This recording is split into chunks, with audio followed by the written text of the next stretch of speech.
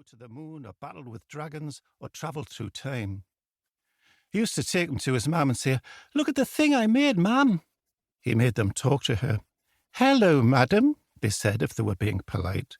"Hello, you nitwit," if they weren't. Mum would join in.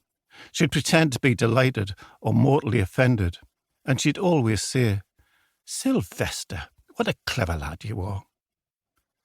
He smiled to imagine himself as a boy again, to hear her voice again. Was it really so long ago? He whispered to himself.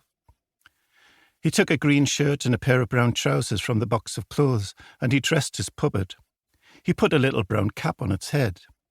He held the puppet up before him. It was as tall as a young child. He held the puppet's arms out wide. "I wonder," he said, "what strange kind of story you might be in." He moved the puppet back and forth across the bench. He made it march. He made it leap. He made it fly. He made it roar as if it was angry or wild. He made it sing and giggle and laugh. "A very serious story," he said in a very serious voice. "A very silly story," he said in a very silly voice. "Maybe a tale where you fall in love," he said, "or a tale filled with perilous adventures. Or maybe you'll fly to Mars, or get eaten by tigers, or—" He laughed and laughed to himself. How wonderful it was to be making a puppet. He looked into the puppet's eyes again. "Hello, puppet," he said. And the puppet said, "Hello." Sylvester stared. Puppet stared back at him with green eyes that were flat and empty. It was just a dream. It had to be. "Hello," Sylvester said again. No answer. "Silly Sylvester," he said to himself. He laid the puppet in the dust and gently touched its cheek. He yawned. It was very late. Time to sleep. "Night, night," he whispered. "See you in the morning." He switched off the light and went back down the steep stairs.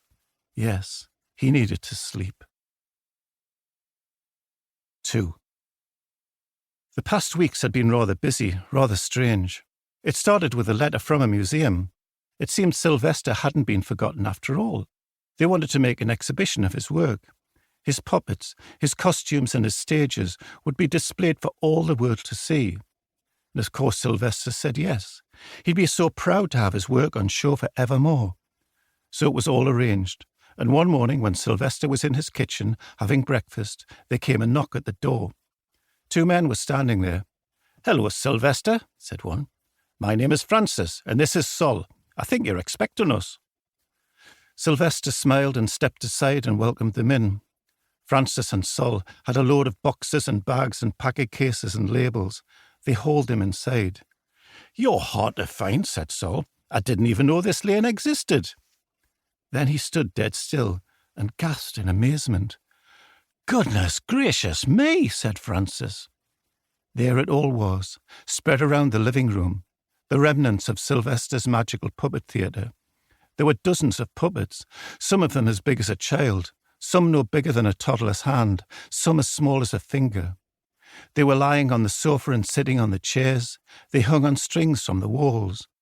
There were kings and queens and witches and wizards and ghosts and demons and wide-eyed little girls and boys, animals and dragons and monsters and fairies. Scenery and costumes and curtains were laid out on the furniture and spread out across the carpet. A lifetime's work, Sylvester said. For a time, the men from the museum just looked at these things in wonder. When they set to work, they were nervous, and Sylvester saw that they were worried about how he was feeling. "It's all right," he told them gently. "Do what you have to do." The men relaxed, but they were careful and gentle with everything. They kept saying how beautiful it all was, how wonderfully well made. "I saw you," said Sol. "I saw your show." Sylvester smiled. "You did?"